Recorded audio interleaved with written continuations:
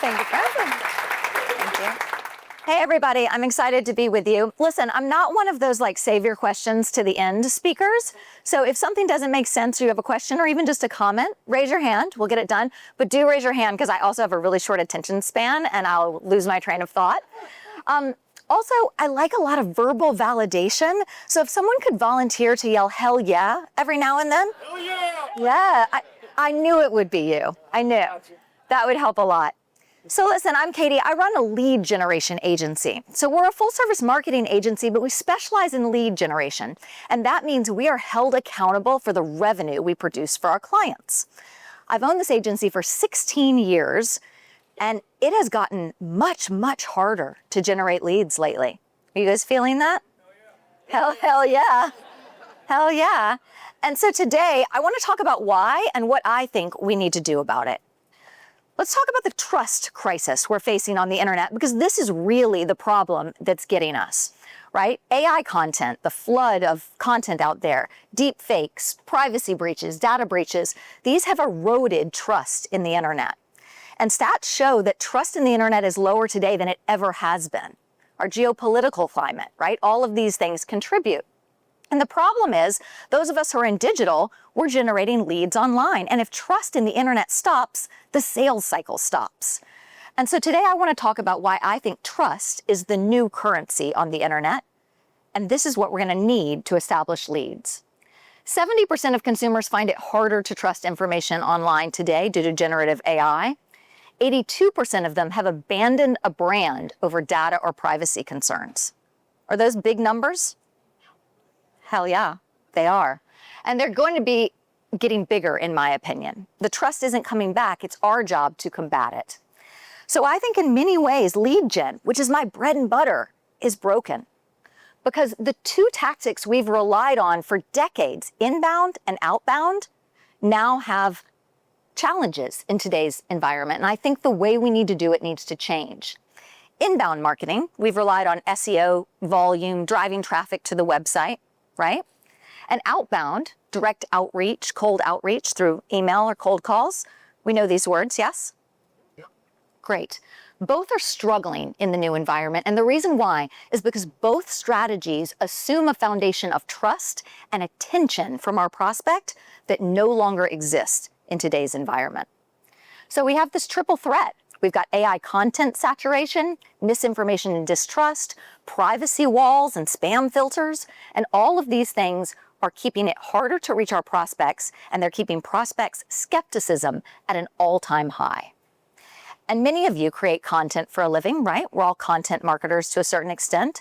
And the problem is, no matter how good our content is, if people don't trust where it comes from, don't trust where they're finding it, it doesn't do us any good. They're not going to convert. And for my business, if they don't convert, it's a problem. Maybe yours too? So we have this traffic black hole, and I think a lot of this is because zero-click searches have become the norm. So zero-click searches are when somebody asks a question online, right? They get intercepted by the AI overview, they get their answer, and they leave, right? We've all seen our traffic to websites drop over the past several months. Yes? Yeah. Hell yeah. Okay, good. And it's because the website visits aren't necessary anymore. People go online because they need an answer to a question. They're getting that answer now, and they don't have to go further. And so the engine that's driving inbound, which is clicking through to the website, is failing because fewer people are clicking through. And we're spending all this time as marketers creating content. You know, I can do more blog posts with AI than you can do with AI, right? We're doing all these blog posts, all this content, and we're doing it for algorithms, not for clicks. We think we have to show up in search, and maybe we do, but we're not getting clicks from it. So where does that leave us? And what's the better way to spend our resources? 56%, that's the amount click-through rates have dropped off since AI summaries appeared. 70% is the amount of zero-click searches are expected to grow as we head into 2026. So this is something that's just getting bigger and bigger. And 75% of consumers say they're concerned about misinformation from AI online. Okay? This is not a problem that's going away. It's a problem I believe we are just at the tip of. And so my call to action for you today, and I hope I can make my case, is that we have to get ahead of it and do something to combat what's happening on the internet before our leads go down the toilet, before our clients aren't getting results, or our companies. I know some of you are not agencies, right? And I have some ideas about what that should be. But let's talk a little bit more about the situation we're in. Inbound is saturated, right? We're on this content treadmill where everybody's got AI, everybody can put out volume of content. That's no longer helping because we're producing all this content, but we're just staying still in the rankings, right? Because there's a lot more competition, a lot more volume out there. And volume is easy to produce, but differentiation is harder to scale. I believe in this world, we used to create top of funnel content to drive awareness. We don't need that anymore. AI handles top of funnel. I believe all your content efforts should be spent middle and bottom of the funnel. Teach people how to convert. Because the only upside of this, the fact that AI has commoditized a lot of our content, the only upside is when traffic comes from AI to your website, our studies show that it does convert at a higher rate. It is better traffic, but you have to have that middle and bottom of funnel content ready to go so that when they click through, there's no choice but to convert. You have to pay a lot closer attention to getting people to convert once you get them to the website. The problem with inbound is that the leads are cold until they're validated. They just want the information. And these days, they're getting the information online without clicking through. So you have to give them something deeper to make them click through. And I believe, you heard Ali mention brand journalism, I believe that's telling stories about humans, right? I believe brand journalism has a big role in today's content creation because it creates content that AI cannot create. And by stories about humans, I mean real stories about the clients you're helping, real stories about the products and services you make or the people that use them, the people behind your company. I want stats and quotes. I want journalistic content about your business that AI cannot and will not create. I think that's how you compete in this market. But we turn our attention to outbound because inbound is clogged, it's, saturated. And we say, well, that's okay. We'll hire a sales team. We'll get them to do cold emails. We'll get them to do cold calls. That's a viable tactic. But our prospects, you guys, are exhausted. How many of you guys get cold emails on a daily basis? Yeah. Okay, now keep your hand up if you read them. And then write back and say, yeah, I'd love to talk to you about your service. No? That doesn't happen? Yeah, me neither. How about cold LinkedIn messages? Isn't that your favorite? Yeah. Right? Look, we are our target audience. If it's happening to us, it's happening to the people we're trying to reach on behalf of our businesses or our clients, right? And so they're exhausted. They've got cold calls and emails filtered, blocked, deleted. And they don't want to hear from us that way. And the other problem is today's buyers are hyper-informed because they have ChatGPT, or in my case, Gemini, right? They have a lot more information than they used to be. They don't need you to tell them. They can go on AI and have the answer in 10 seconds, maybe 3 seconds, right? And so we're in this high noise environment where outreach, even through email, even through calls, feels like an interruption, and that interruption feels hostile, right? There's how many of you had like an emotional reaction when I asked you about it, right? Yeah, I mean, me too, right? It's like, oh, cold calls, right?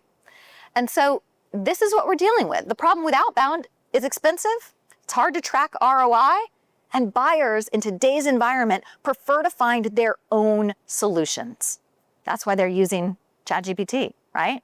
They don't need to speak to your sales team or your biz dev person or your owner anymore. They can get the information themselves.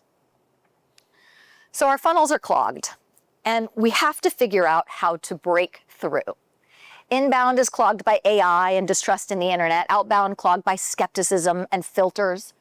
And I think the solution lies in not fighting with all this noise, but finding a way to bypass it. What if we didn't try to compete with this? Now, there are ways to work within this system, right? We've all heard of AIO, GEO. I just told you I think you need middle of the funnel, bottom of the funnel content. All of those things are legit. But what if we could completely avoid the noise on the internet and have a solution that drove leads for our business that didn't force us to play this game? Would you like it? Hell yeah. Hell yeah.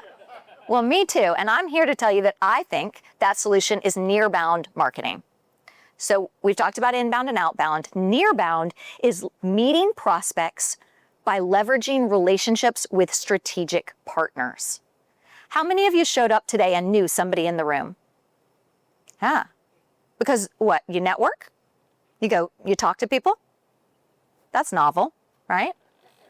That's novel. You're forming relationships? Yeah? And how many of you, if you needed something really sensitive like a divorce attorney, how many of you would ask someone you knew about that? Yeah, I know you don't need one. We're not trying to spread rumors, right?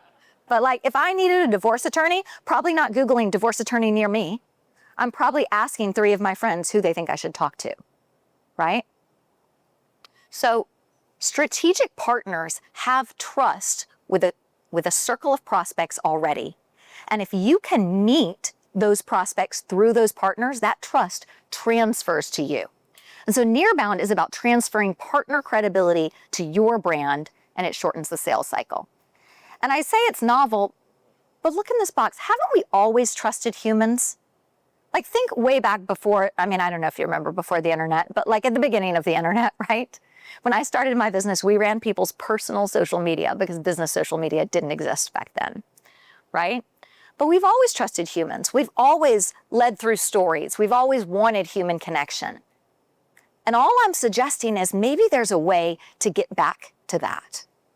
Nearbound lead generation focuses on building relationships with potential customers by becoming part of the ecosystem they operate in. Think about your business and who your prospects are. You can close your eyes if you want. I'll wait. I want you to think about it. And now I want you to think about all the other businesses those people need.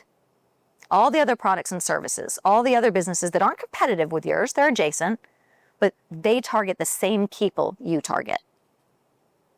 Okay, you got one in mind? I'm in marketing, so salespeople, right? Sales training. Even for me, like operations people. My friend here, right? We had a good talk earlier. Like think of all the other people that are targeting the same prospects you're targeting. And I want you to keep them in mind as we talk about tapping into that ecosystem to reach the prospects. Because if we can leverage those additional businesses to reach new people, we're becoming part of their ecosystem. We're becoming part of the orbit, and that automatically gives us more trust and credibility, just like a personal referral would. Now, this happens online. I'm not suggesting we all have to run around and meet people all the time. That would be crazy. But we can leverage the same concept online. So here's some tactics that I think fall into Nearbound. Co-hosted webinars or joint content creation. This is my friend Stephanie here in front.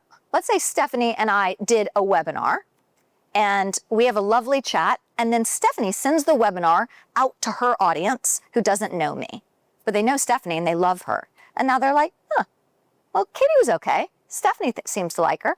Let me just check out her website, right? And then I take the webinar and I send it to my thing and my audience, and they say, oh, well, I need some PR, and Katie works with Stephanie, so Stephanie's probably a good choice.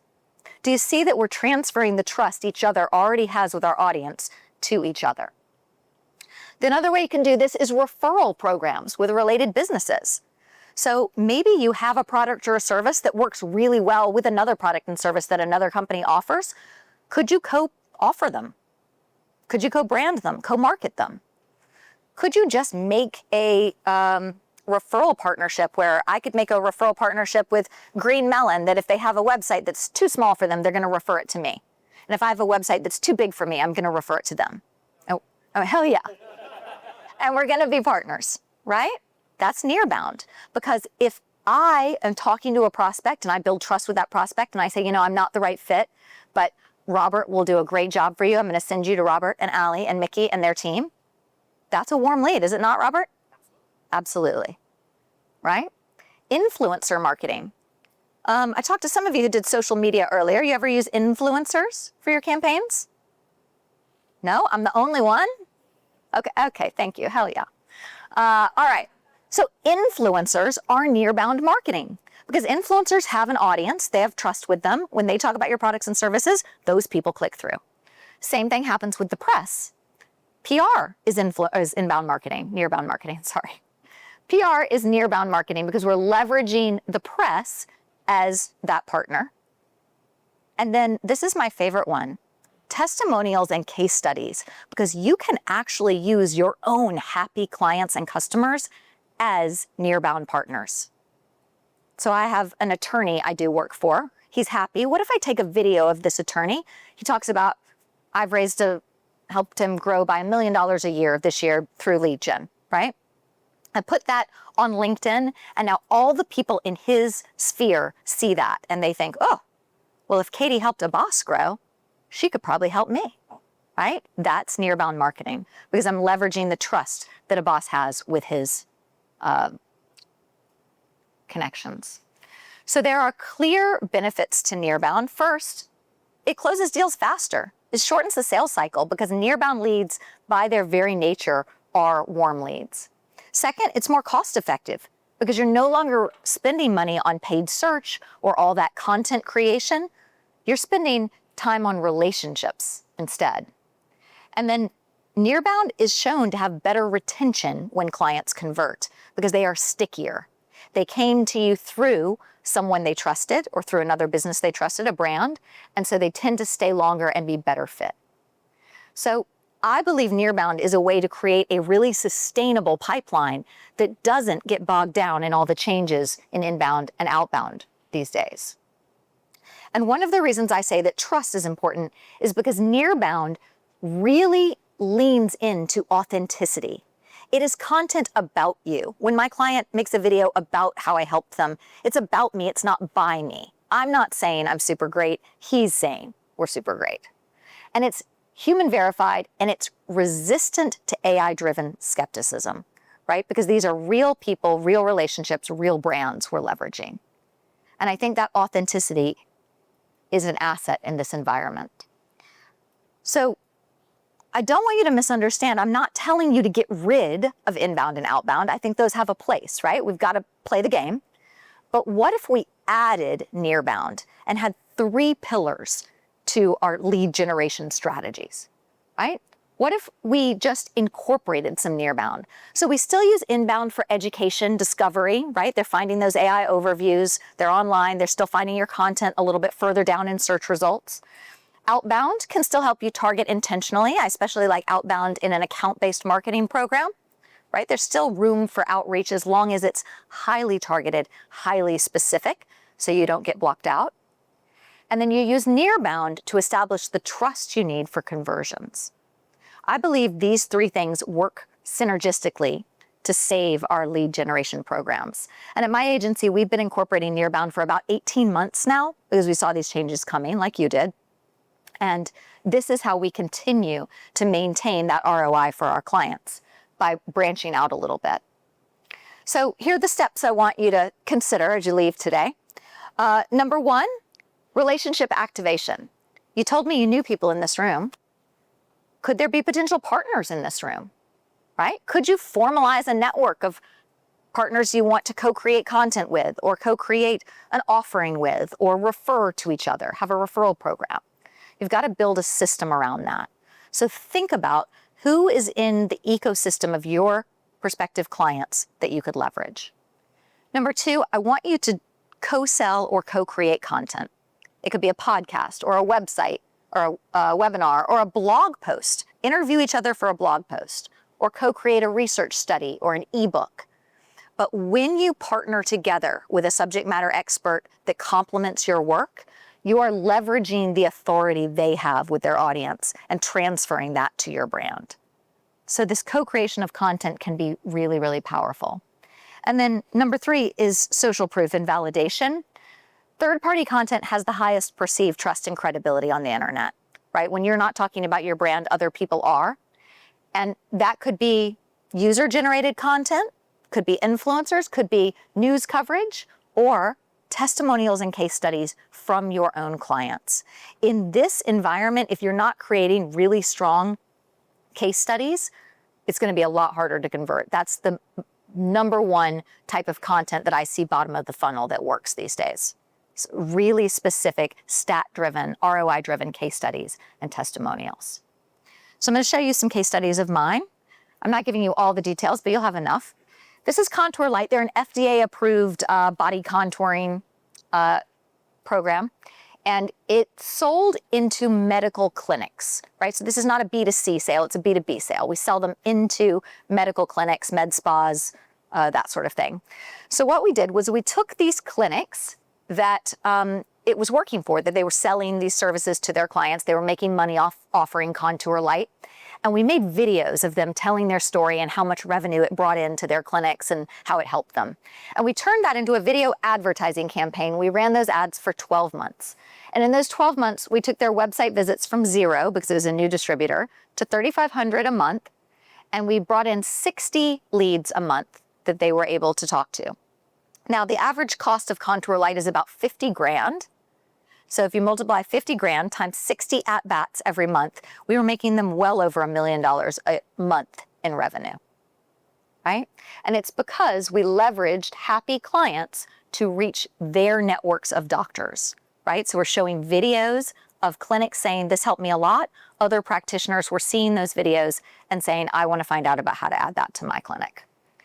Nova is home medical devices. So wheelchairs, walkers, those beds that go up and down that you have to put in the living room, those type things. They started a referral program for pharmacists. So pharmacists often know, especially independent pharmacists that are in like the ground floor of a hospital or something, they know when people are being discharged and they have a lot of those patients and they might need home medical equipment. So we started a referral program for them. And these pharmacists sent out an email about Nova products and how helpful they would be. So it was an email marketing campaign. We ran it for about 8 months. And during that time, website clicks went from 51 to 602. And average monthly email clicks were about 661, and average purchases were 21.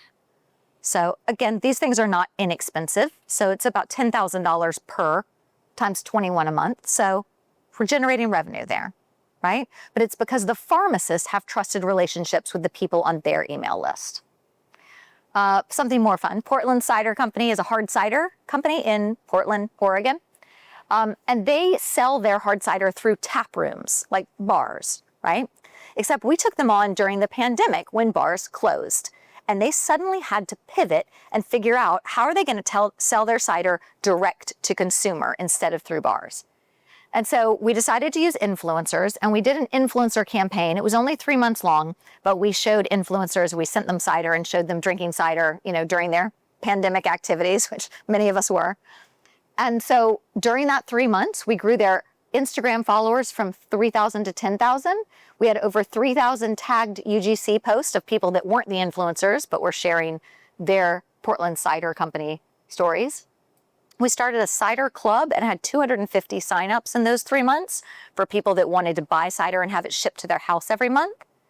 And then they launched a new flavor during that time, and we had the most successful product launch in their history because we were leveraging people that they were looking at online instead of the brand itself. And then this is my favorite one. So it's the last one I'll share with you. These are 2 of my clients. Epuri is an energy drink that's meant to be mixed with alcohol. It's got flavors like lemongrass and raspberry, and you put it in cocktails. And then Marilyn, the new musical, is a musical that opened at Caesars Entertainment in Vegas on the Strip. It was a big musical. And we represented both these clients, and we were thinking about how to get the biggest bang for the buck for them. And we realized that these 2 clients have the same target audience because Vegas, where they're going to see this show, has a lot of people that are then going to be out in clubs afterwards, right? And on the Strip, where Epuri wants to be sold. And so we did a co-marketing campaign, and we orchestrated one single night, which was Maryland's opening night in Vegas and the U.S. launch of Epuri. It's a Dubai company. So the U.S. launch, we planned on the exact same opening night as Maryland. And so we decided that Epuri would sponsor Maryland. We had a full-page ad in the playbill. And then they hosted an after party for VIPs and the cast and the celebration. We had 1,200 attendees. And from that, we created enough buzz in that bar, which was at the top of the Paris nightclub, that they got 4 food and beverage contracts to put Epuri in bars in Vegas. And then we created a ton of influencer content that we continued to leverage to promote both Maryland and ePuri. And Maryland had a 6-month run, which is normal, and they had box office records of 10% more than any show that ran that year. So it benefited both brands tremendously. So I believe as we're thinking about our funnels and incorporating Nearbound top of the funnel, instead of all that awareness content we used to create that's now being taken by AI, I believe we can lean into community and partnerships and have leads enter our pipeline that are much warmer and more pre-qualified, making conversions easier. And I think if there's something to spend time on these days, it's less on awareness and more on relationships. Nearbound marketing is not a trend. It's a necessary evolution, in my opinion, because it's based on the foundational human need for trust. And that trust these days on the internet is in short supply. Hell yeah. Hell yeah, it is. All right. Questions, comments, thoughts, feelings, emotions?